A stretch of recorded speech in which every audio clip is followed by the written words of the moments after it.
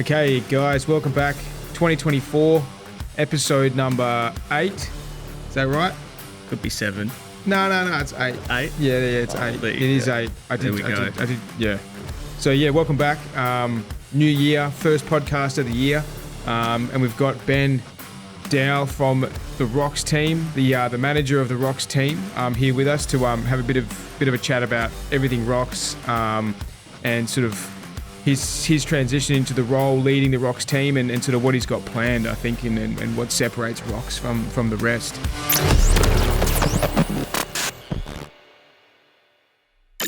So in saying that, Ben, why don't you introduce yourself and maybe give us a bit of, some information around your experience before joining us and sort of how long you've been with us now.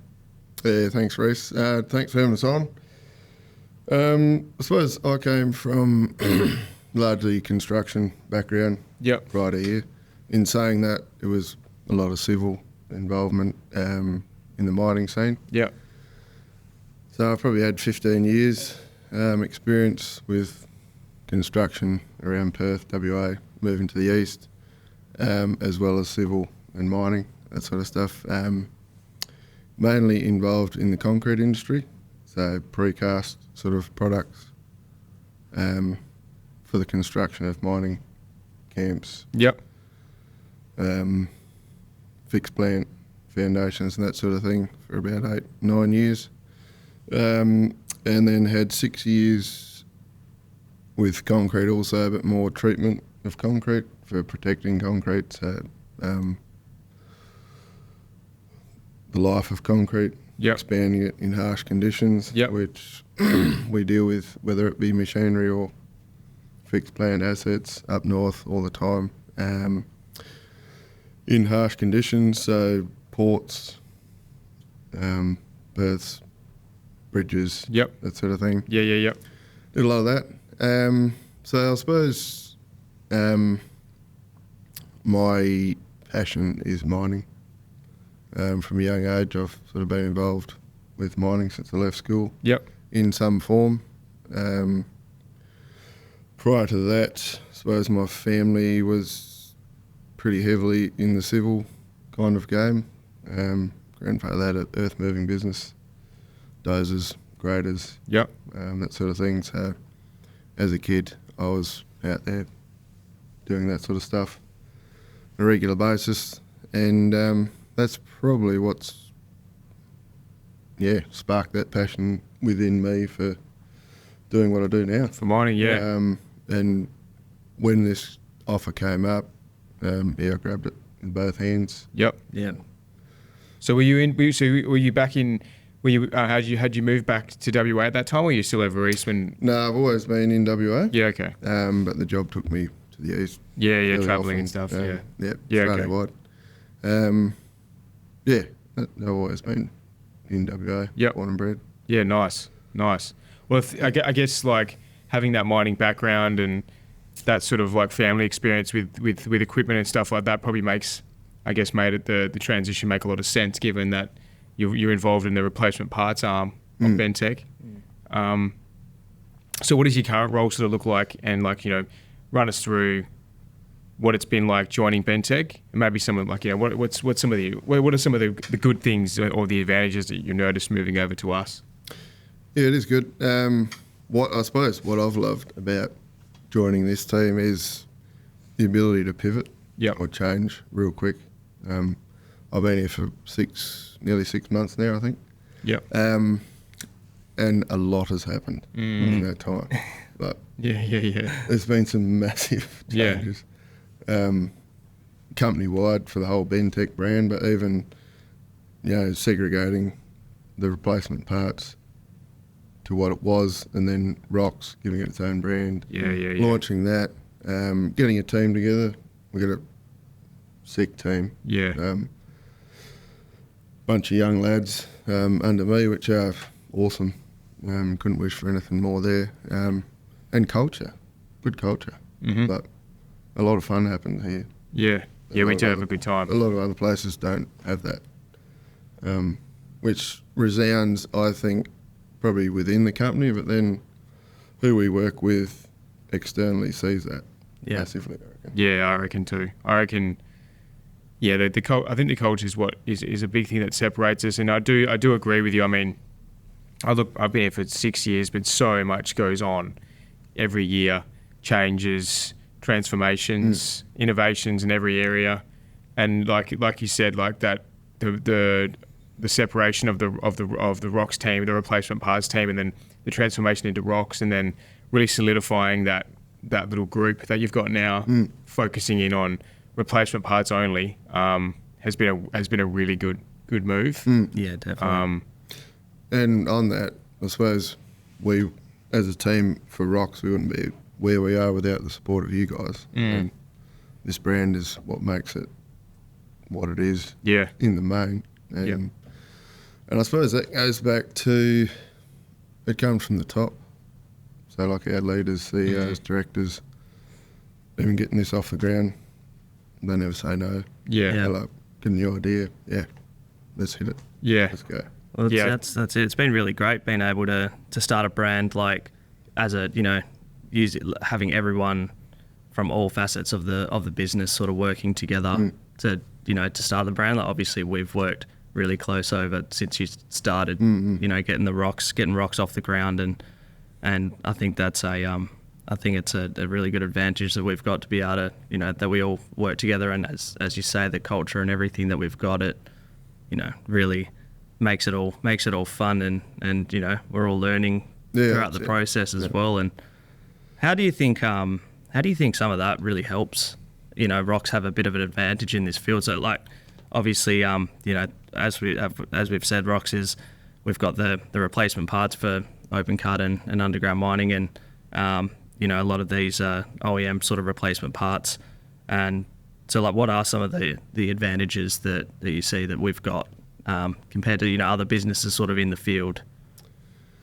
I suppose one thing that I saw as soon as I got here was our ability to supply and manufacture and say turn around or find a solution for a client's problem, make it better than probably the OEM, and then manufacture it real quick and have it in stock. That's probably one of our biggest advantages, I think, at the moment. With COVID, everything that happened, supply chains got disrupted. That's still in effect now. It's probably getting a bit better. Yeah. And because we are, I wouldn't say small, but a smaller sort of a company and focused on that, as I said before, we can pivot pretty quick. And we've got manufacturing facilities, we've got all the engineering, the R&D, whole process sorted. Client comes to us with a problem, we go, we can do that. What do you need? And within a month or so, we've got the product. Yeah. It's out there, it's on the machine, they're happy, and then we stock it. Yep.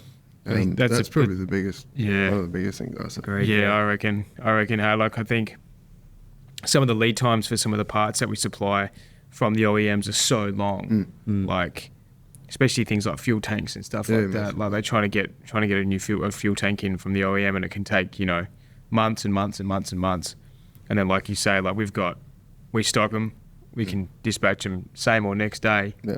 And that saves so, and that, again, we've talked about it before, but the whole downtime problem is huge for mining. Yep. And for us to be able to kind of stock critical components and critical parts, it gives us a massive advantage. Massive advantage. And although, as we say, like downtime and that, a lot of maintenance is planned, but also I would say 50% of it isn't planned. Yeah. When something goes south on a machine that's cost a couple of $1 million a day to the company, if it's not running because of that critical part, that's where because we are a local company, we've got it in stock. We can provide. Yep. Save time. And as you say, like being able to, with our sort of engineering, with the whole engineering side of our business that we've had so much experience in, we're able to, pivot on these if there is if they require like a certain, fuel injection system or fast fill system in their fuel tank. We're able to we're able to get that done straight away. Like it's we're able to we know how to work it out, and we're able to get it on and get it out, straight away. And that is, I would say, that's one of our biggest advantages, our agility, being able to do that.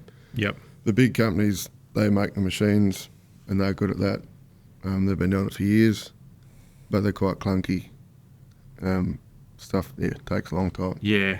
Especially when it's like a smaller component or something like that, when they like you say, like the OEMs are focused on selling new machines and doing what they do best, like having to like really drill down and have huge amounts of parts and stuff like that, or trying to improve a part. It's just not on their radar. Exactly. Yeah, And like that's the whole build better. The build better component of ROX is that it is we drill down into why a part might be failing. Exactly. Yeah. And improve that, So I mean, I guess segueing from that point, what's some of the parts that you've seen that we've been able to, or even a part, just choose one that you've seen that we've been able to really improve, and how we've gone about that? Yeah, it's a good point. I was just thinking about that when you were talking. Although we do replacement parts and that, we also engineer in enhancements, safety ideas, safety aspects to parts that make them easier to fit. For instance, at the moment we've got one of our biggest selling parts components are fenders for the Hitachi excavator range. Yep. There's a massive issue with installing them. They are an awkward component to deal with. Mm-hmm. And installing them, they have to be basically lifted up underneath the machine to bolt onto the machine. So you've got a suspended load, you've got someone that has to get underneath it to bolt it. There's not really a process on a mining site that caters for that. Yep. Because stuff can go wrong. Yeah, sure.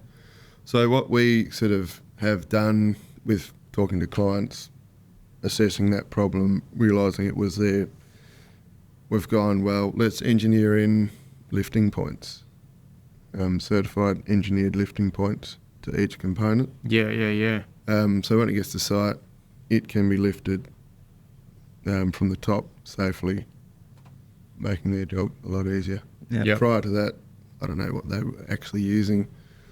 We did maybe even forking it into place. Forking it in, something like that, which, there's a whole lot of risk. Yep. Dangerous activity, that sort of thing. So I suppose that's where we do listen to and get feedback from the the market client. and go, hey, what can we do? Yeah, what can we do to make it safer, We've done easier? that. And those points are fully engineered, so every one of those fenders, when it's lifted, will hang Level. exactly square, Yep. level. It'll get shifted into place without any issues. Yep. That's Which I the didn't OEM even know about doesn't do. that. That's really awesome, mate, Yeah. that we've done that.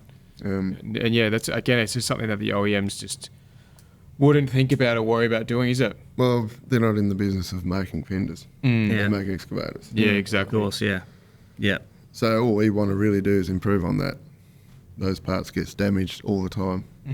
They're always replacing them because they are a part that cops the most hass. Yeah, and some of them get absolutely trolleyed too. smashed. Yeah, absolutely smashed. Yeah. And I suppose the operator's viewpoint on that is we need to have a good-looking machine because the guys will respect a good-looking machine. Yeah, When it's dinged up, they don't really care. just say, yeah, exactly. It's like like when like you an old drive a car. car. Yeah. Yeah. You buy a bit of a box to trash Yeah. it, eh? Yeah. And so that's their mindset as well. But in doing that, we want to make that as easy as it can be for the clients. So is that rolled out? Have we rolled that out across all Hitachi parts now? About to happen. About to happen? So mid next month, the first of those parts will be. Exciting. And what have we We'll have currently? to do some videos. Oh, and stuff, yeah. some content on that. Yeah, we'll have Definitely. To, Yeah.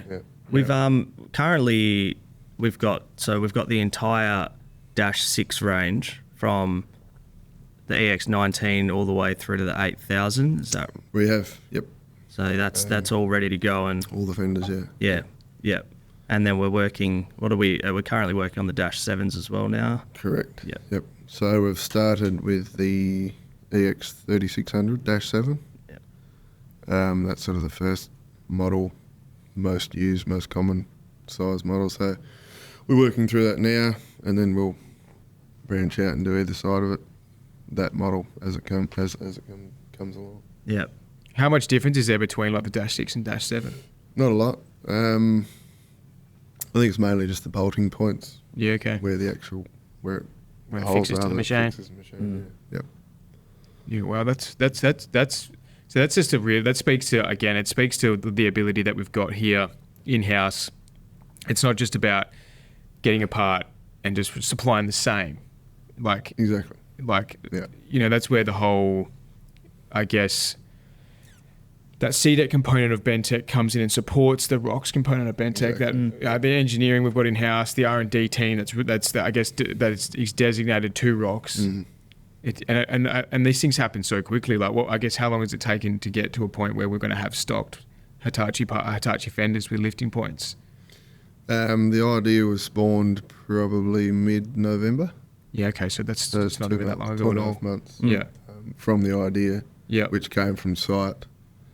To go through R&D, and they're fully engineered. Yeah. So they're an engineered thing. And in saying that, I'm in talks with the OEM to supply them with their fenders. Yeah. Wow. That's awesome. Yeah. That's really cool. Yeah, it is really cool. I'm excited to see those come in and do some sick content on that. Oh, yeah. That's a really great. That speaks to build better, doesn't it? Yeah. I mean that's what that embodies, and I think the more we can do that, and I know there'll be more stuff in the pipeline that we're working on in the sort of same vein as that.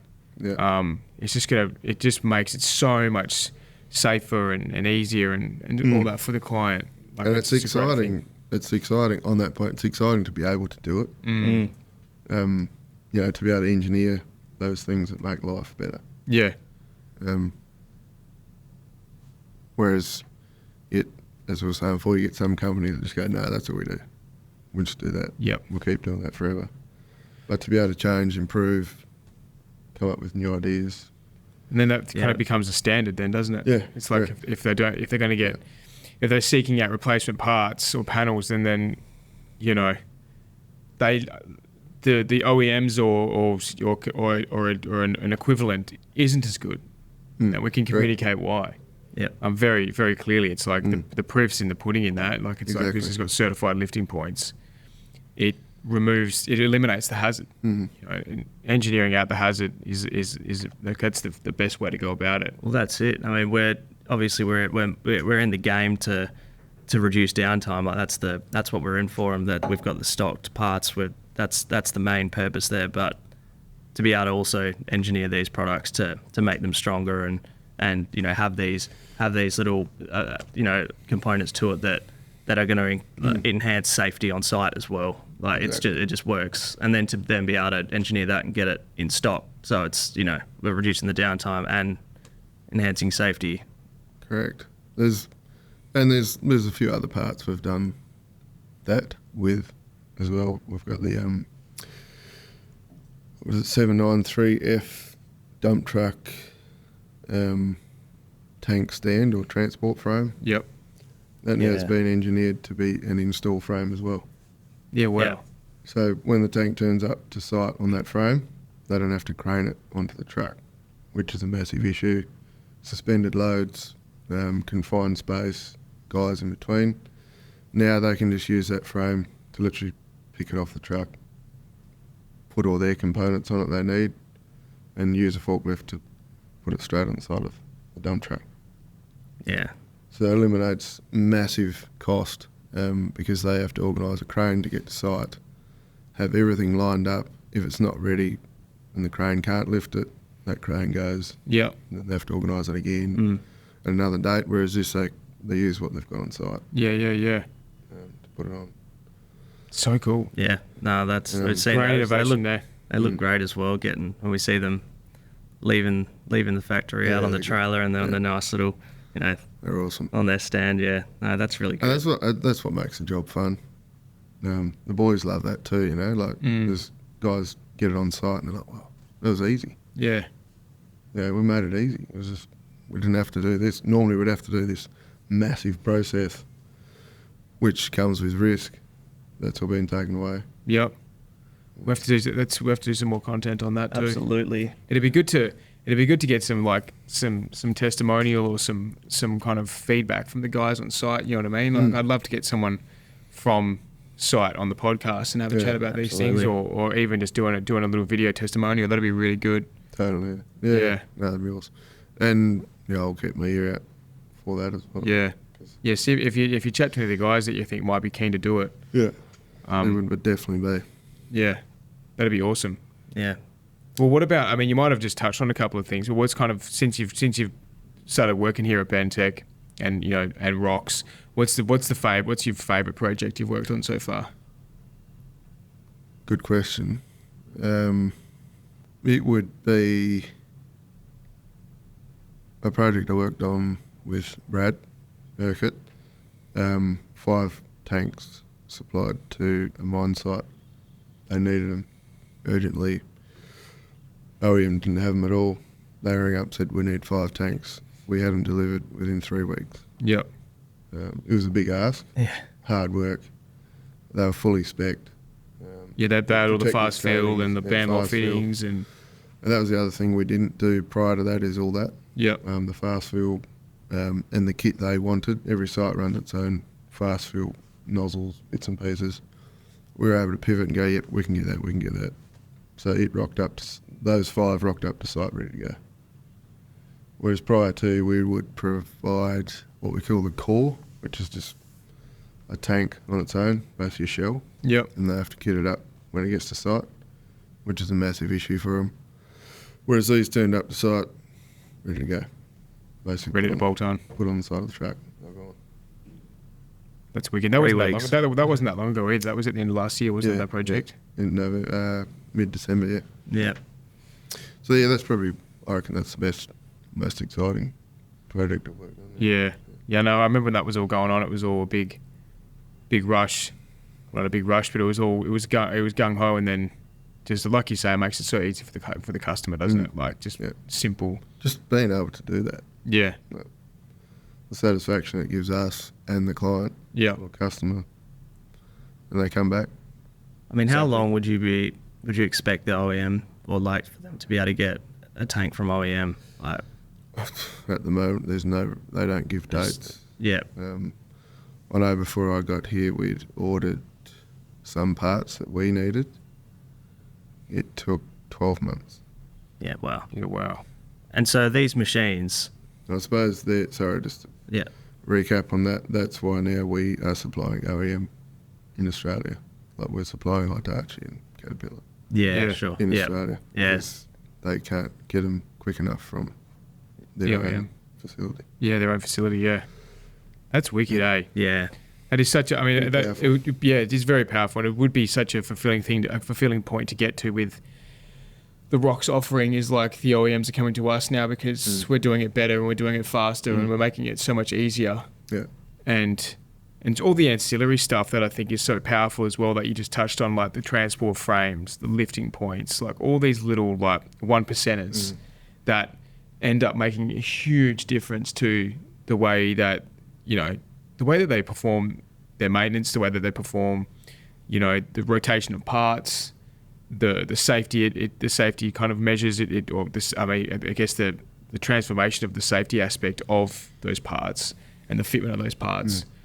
It's very powerful stuff, and I think it kind of speaks to the teams we've got here on site at Bentech, doesn't it? Absolutely. It does. And to the general punter, it doesn't mean much, but they get a machine in for an overhaul or a service. They've got 12 hours to do everything they need to do. Yeah. Saving every 5 or 10 minutes they can save is huge. So we understand that, and that's why we do what we do. They need to get that done back out in the field. And even, just in talking about engineering stuff in the D10 fuel tank, our baffle systems we designed is better than the OEM. Stops cracking. The OEMs crack a lot. Yeah. The way they're welded, we've engineered in a completely different baffle. Tanks last up to 3 times longer. They don't crack. That's a long time. That's huge. That's a long time, isn't it? Huge. 3 times. Yeah, I guess the innovations we've made with, and a lot of this stuff is like, I mean, you've only been with us, like you said, 6 months. A lot of this stuff's happened in that short period. Yeah, there has been massively. Yeah, it's so good. But I guess again, it speaks to the advantage of having that dedicated, not siloed completely, but that dedicated siloed focus from a product point of view, which has been enabled by the creation of ROX. that's it. You know, Yeah. like, and then you've got the core 4 of you guys in the ROX team from a selling and a BD and operational point of view, and then you've got the R&D teams, R&D team that's dedicated to you guys and improving it. When you come in with a problem, we can feed it through the system pretty quickly and spit out the other end like something that kind of that goes beyond satisfying the requirement of the client. It's fully, like, we've got our own engineers. Yep. It is a part that can be sold back to the OEM. Yeah. It's not, you know. And even getting on the front foot, you know, getting products out for the new machines, getting all the replacement parts out for, you know, models that have only just come out. Yeah. You know, we're obviously really on the front foot with our engineering team and R&D team to be able to scan up these, you know, the parts on the machine and have a product, you know, have that part ready to go, and, you know, even spec'd up to the way that we want to as well. What we see is going to help. Yeah, it's massive. And that's what drives us, really. When you see that come to fruition and it happens day in, day out, that's awesome. You know, there's no real nothing bad about it. You know? Yeah, that's all positive, eh? It's all good. It's all very positive. Well, where do you see, I guess, moving forward, where do you see the ROX brand going? Like, what's your from your point of view? Obviously, there's the broader vision from leadership and things like that, but from your point of view, like, where do you want to see the ROX brand go in the next 12, 24, 36 months?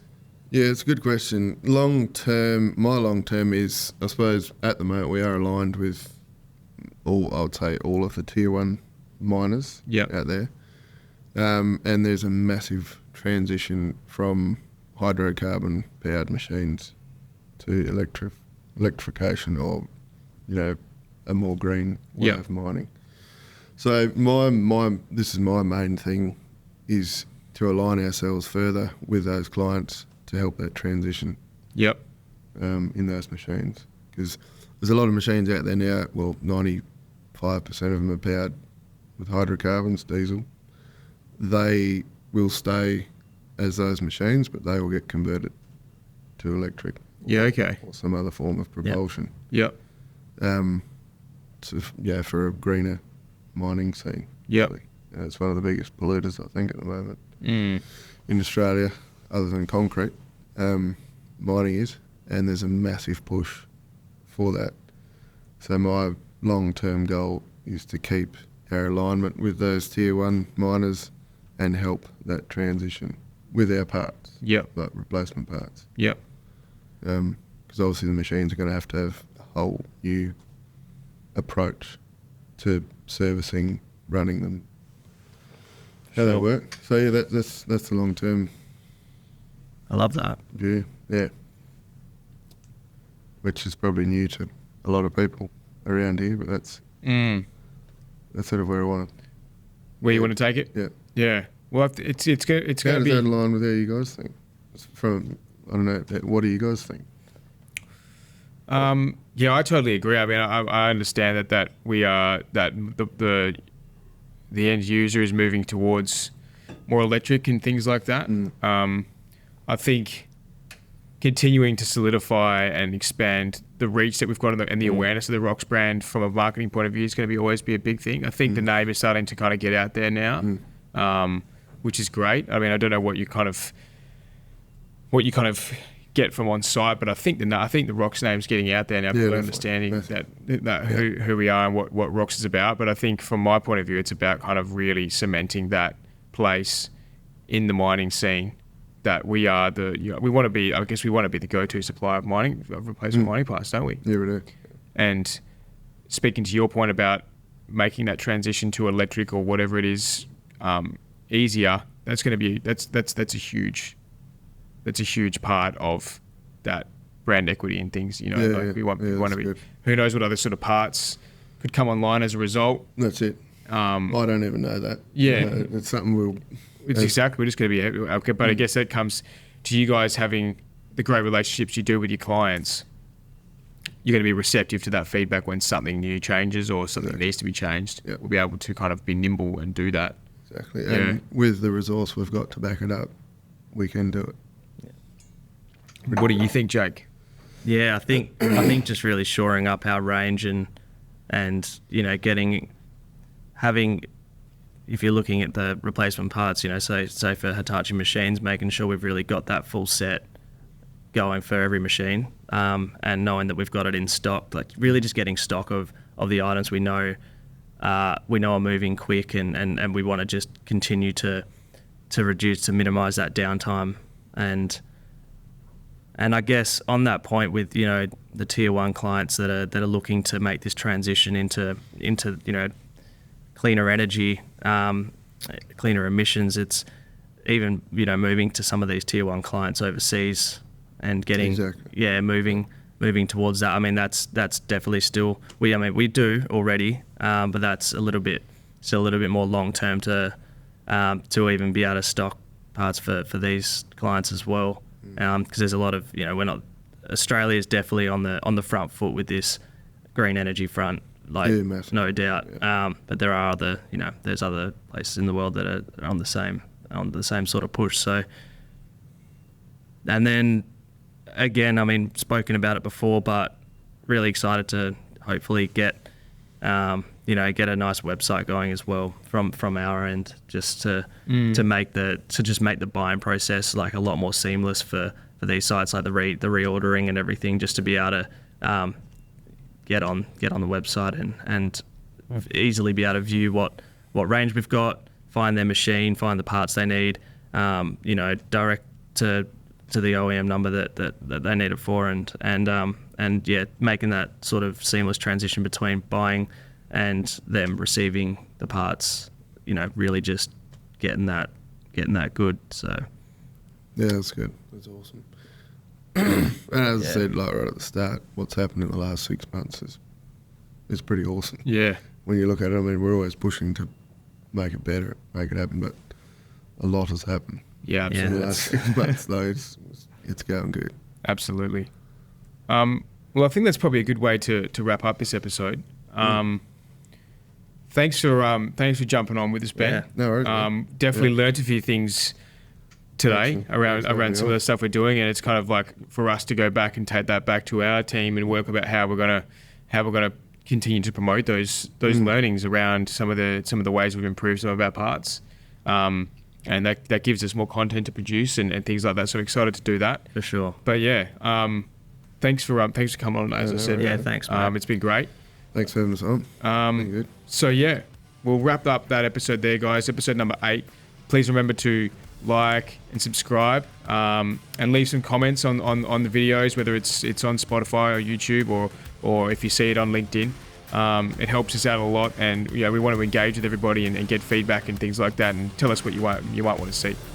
So yeah, thanks everyone again. We are signing off, and until next time. Cheers, guys. Thank you. Thank you.